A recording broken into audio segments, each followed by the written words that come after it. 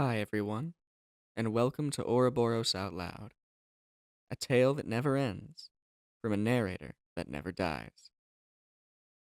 Follow our storyteller, the last, as they journey through the Ouroboros itself to undo the end of the world, soothing it with stories from the now dead universe. Ouroboros Out Loud is produced and distributed by Chapman University's Ouroboros magazine and frames student submissions at the heart of its story. Each episode shows the last reading new submissions from the magazine's history to the Ouroboros, until they're able to begin the cycle of stories anew. If you would like your story to help save time itself, consider submitting to our fall and spring semester issues, or our Halloween zine. Your submission may just convince the Ouroboros to begin the cycle anew. Without further ado, this is episode 5, The Visitor.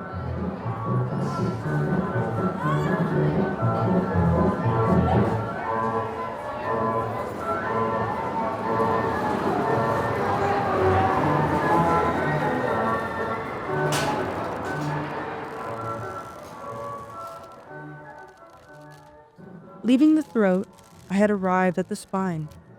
It has taken an odd shape this night. I walk it as I would a tightrope, a circus of lost souls crowd below me in the stands, watching my step. My visitor followed me still. It had begun to move more solidly now, a creature of mortal habits? But it could not have been mortal. Its body was like corrosive old blood stuck together by will and hateful gelatin. It was spite that hounded me. It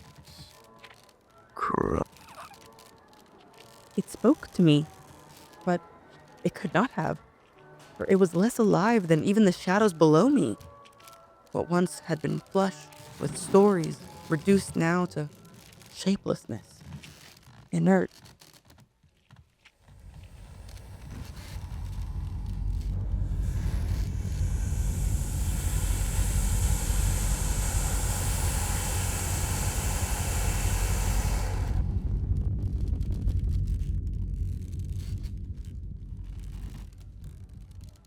My friend was tired.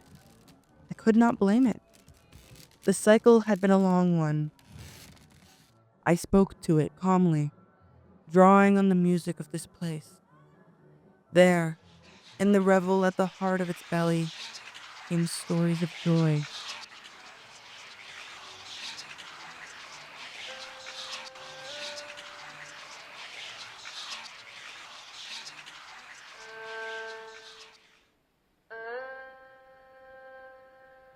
The race around the world, a creation story. In the beginning of the world, there was only night and stars.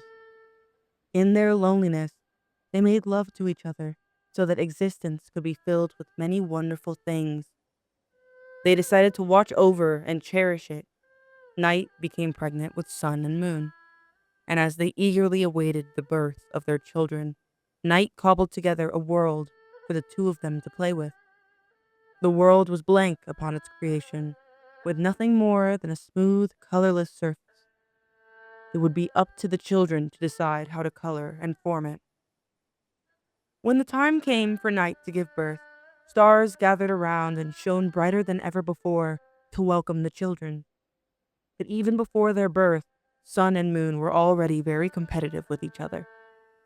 From Night's womb, the children listened to Night and stars decide on what cosmic gifts they would grant their children once they came into existence. Moon was first in line to be born, waiting patiently to accept their promised inheritance from stars.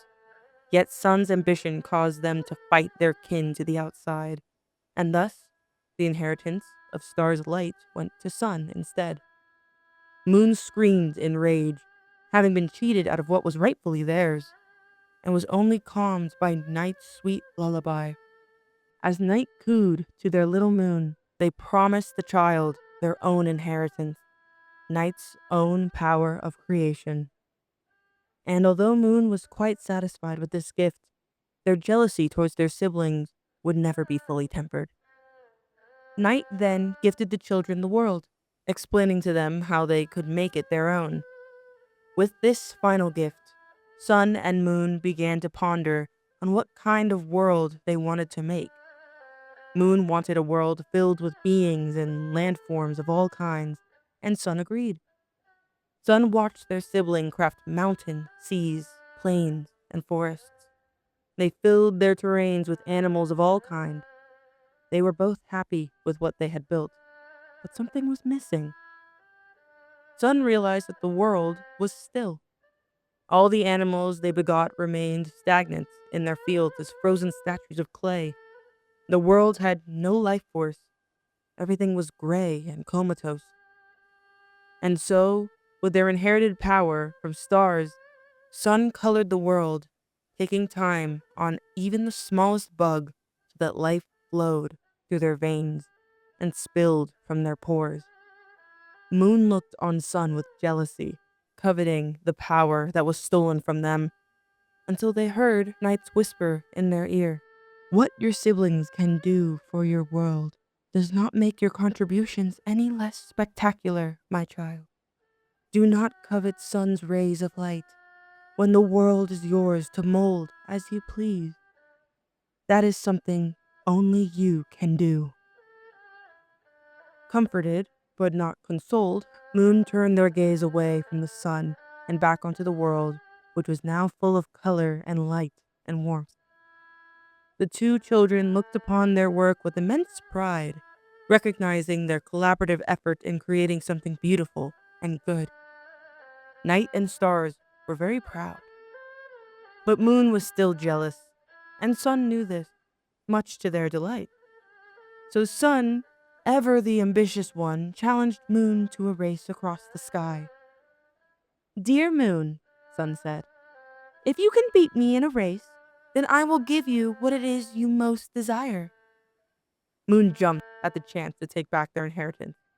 If I win, you shall give me your light. And if I win, Sun replied, you shall give me your creation.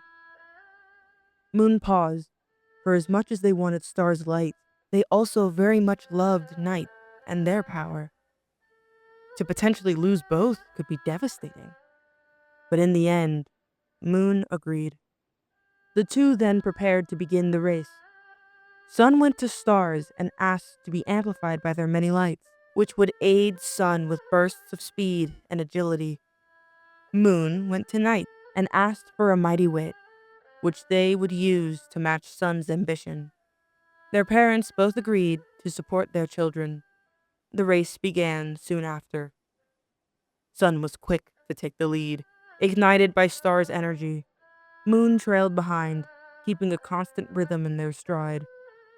They went several laps around the world in this manner, with Sun occasionally teasing Moon from the other side of the sky. Moon felt a panic arise in them, but continued to press forward at their steady pace. Around and around and around they went, both determined for victory. Moon then called out to Sun, Dear Sun, I have passed you. Sun looked back to their twin. Do not think you can trick my mind that easily, Moon. I know you have not passed me. Moon kept running at the same pace. One revolution later, Moon called out again, Sun, I have just passed you. And again, Sun called back, Impossible. You have been behind me this whole time. But Sun was beginning to slow, fatigue showing on their face. Moon kept running at the same pace. As the two of them ran around the world, marvelous things began to occur. Life grew as Sun passed and wilted with Moon's arrival. Time began, and some creatures began to notice this and record it. For the third time, Moon cried out, Sun, I have passed you. Sun became agitated as they continued to slow. I know you are trying to trick me, Moon.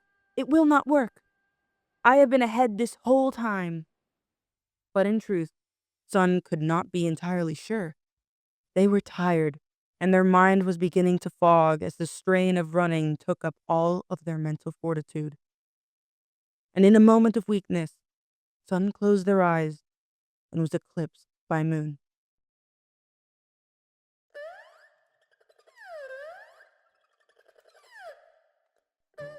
The world screamed, frightened at the sudden darkness that came with the absence of Sun's light. The ruckus brought Sun back to their senses with a jolt. When they looked, Moon was the same distance away as they were the last time they spoke to one another. Unaware of what had just occurred, Sun laughed. "Haha, you shall never catch me, Moon." Moon only smiled back at their sibling, their running pace unchanged. "Your speed is unmatched, dear Sun." But the change in demeanor was enough for Sun to realize that this was a trick. "No, I will not be so easily beat." Sun called upon stars once again to ignite their flames and propel Sun forward until they eclipsed Moon in turn. Moon cried out, still full of tricks. "Sun, you still have not passed me. I passed you more than once. You will have to lap me 3 times to get to where you once were." "Impossible!" Sun exclaimed, but a nagging sensation coursed through their body. How long had they closed their eyes for? They could not remember, and so could not be certain if Moon was telling the truth or telling a lie. In their confusion, Moon passed by Sun once, twice, thrice, again. Sun's focus returned abruptly as Moon's body brushed by them. Sun screamed, "That's not fair!" and pushed their body to run as fast as it could so they could pass Moon once, twice, thrice in turn. Moon kept calm and taunted Sun once again. "How have you not caught up yet?" "I have," Sun countered. "No, you haven't. You only think you have." "Yes, I have," Sun said. But they were less sure now. "No, you have not." "I have." But Sun could not rely on their own memory for assurance anymore. The only solution was to keep running. They could never allow this race to stop. "Let us do one more lap," Sun pitched to Moon, and Moon followed suit. "One more," Sun said after the first, then second, and even third lap, until it became an unending mantra. And of course, that is what Moon had planned all along, for they knew they could never beat Sun in a matter of speed, but in mental fortitude and endurance, they were the stronger of the two. So, to this day, the Sun and Moon chase each other across the sky, seized by their stubborn ambitions, occasionally passing each other and sending the whole world into a frenzy. They may never stop, or else one shall lose their power to the other and shake the balance of the world they together bore.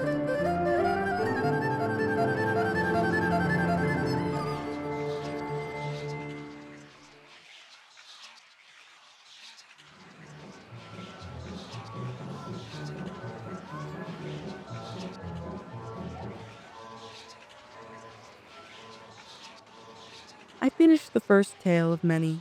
The crowd had grown more joyous, the serpent more lively. More More lively. lively. Lively.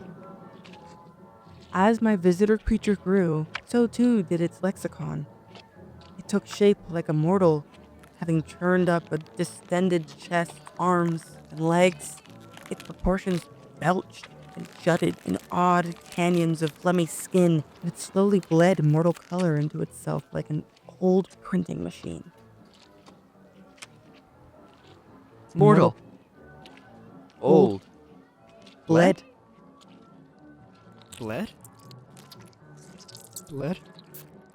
Trying to ignore the creature, I continue along. Perhaps this next story would soothe both it and the serpent. Would you please just shut up? God, you're so annoying. That voice! It was familiar, but it couldn't have been. I turned to find. You know,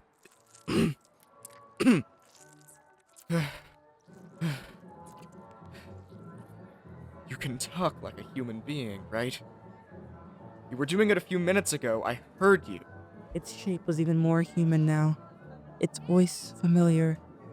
I could have hardly distinguished it from the mortals of the old world, save the crimson bile that still lingered in its blood-red eyes. It bore the wounds of an old story and a mortal face. It looked unkind to me. And here I thought you were supposed to be impartial. I wouldn't let the apparition under my skin. As it followed at my back, I began to recite a new tale for the serpent.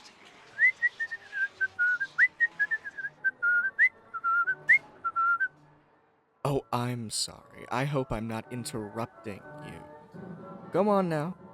You were just getting to the next story, right?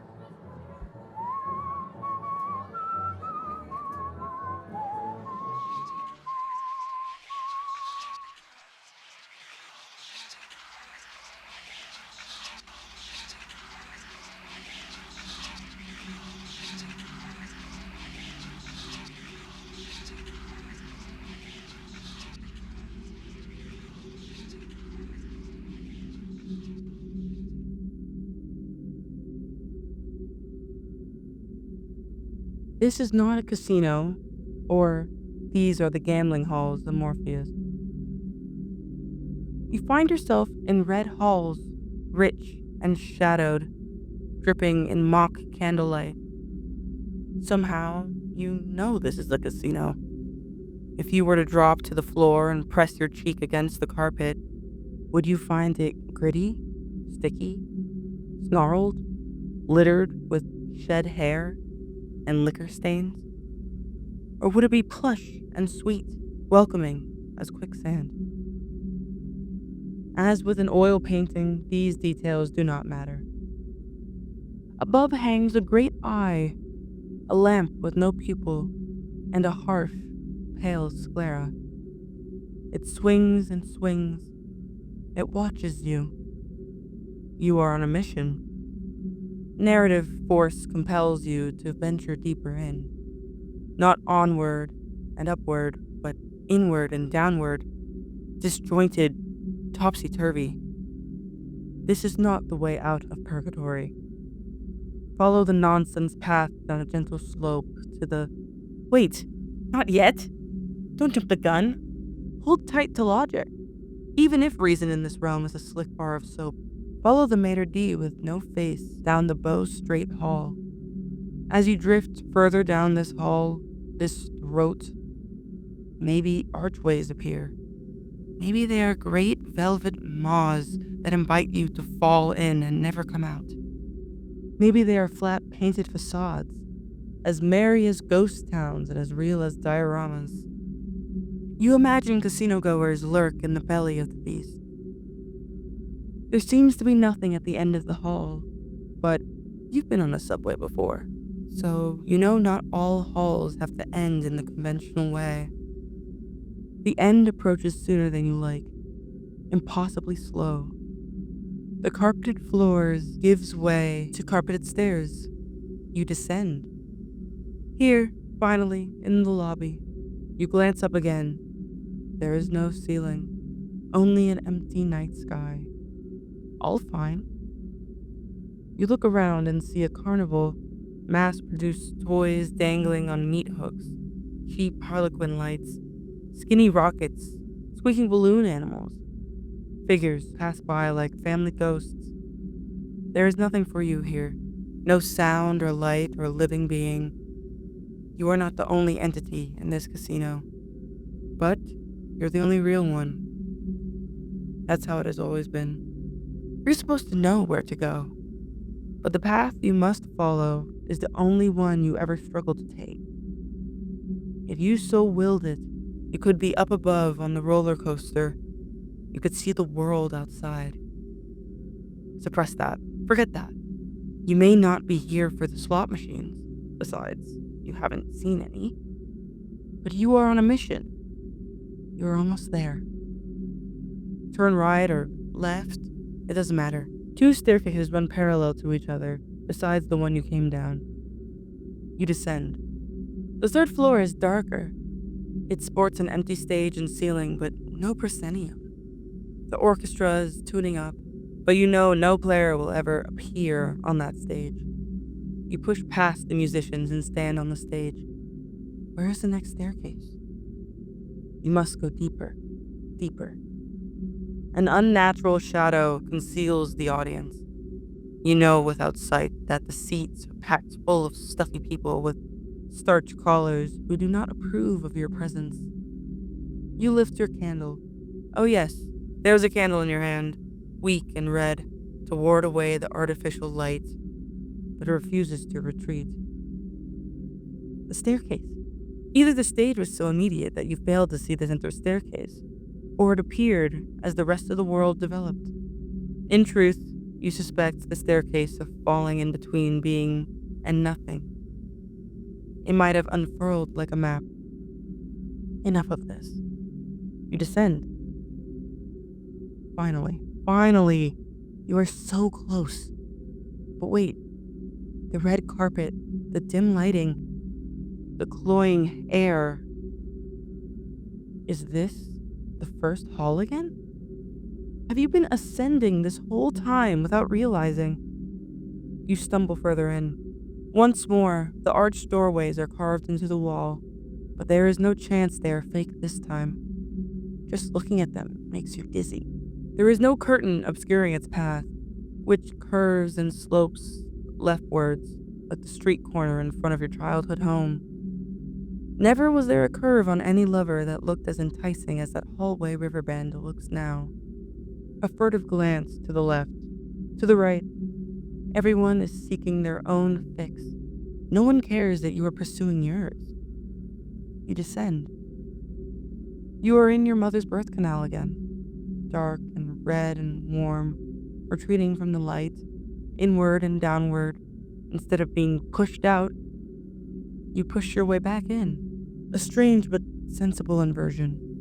For death is not the opposite of birth, just as nothing is not the opposite of something. The passageway slopes downward, gently downward, shrinking as you press on. A memory of a dream emerges like half-developed film stock. A sunlight streets kitchen, a tender meadow speckled with wild flowers, a warm mouth. Bliss is waiting. Utopia is within your reach. You don't know how long you've been traveling when you reach the door. It almost bends into the wall, smooth and red as it is. The doorknob beckons, the allure of an open hand. You reach out and touch it. Finally. All your efforts have led you here. You have fought against the tide of your wandering mind and forced your feet to carry you here. Down the entry hall, past the carnival, through the theater, past the mantle. Something awaits behind the door. Something you've met only once. A faceless, blameless thing. Roller coasters and symphonies and slot machines and heroin have nothing on whatever is in this room. This room holds sunlight and spring and someone you cannot bear to be apart from any longer. You turn the handle and were you hurtling towards the edge of a cliff? Were you about to not being, not nothing, just something behind a door? It all fell away somewhere. Is the waking world the end of a dream, a journey, the end of the destination? Or is the destination the end of a journey and a dream, the end of the waking world? You have not forgotten. There was never anything to remember.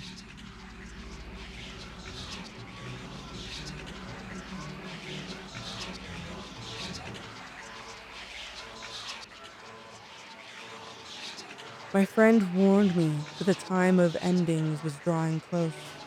I bid it calm, and that soon all would be well. The universe would begin again. And who decided that exactly? The visitor knew that the coming cycle was inevitable, forcing it even to as it suffer, raged against so me. you can tell your Oh, little stories. Inevitable. What do you think, big guy? Don't you think Inevitability it's about time kinda you closed hurts, that book? doesn't it? The visitor knew not what they said. To oppose rebirth was to deny stories their chance to flourish. It would be the slaughter of time and the soul itself. Your snake is dying, last. And here you are. Forcing it to suffer, so you can tell your little stories. Don't you think it's about time you closed that book? Why was it assailing me? What was it doing? You want a story? Fine. How about this one? It falls! I tumbled from the force of the visitor's blow, hurtling through the air. I had to grab hold of something quickly. With the last of my hope, I found peace in my old friend. He would save me. Of this I was sure. This episode of Ouroboros Out Loud was written and produced by Amin Veach, with Raquel Head voicing the last. This Is Not a Casino was written by Sarah Schmeitz, and Race Around the World was written by Brie Velez. For more episodes, or to submit to the magazine, please visit ouroborosmagazine.wixsite.com/Chapman, or find us on YouTube at Ouroboros Out Loud. Thank you again for listening.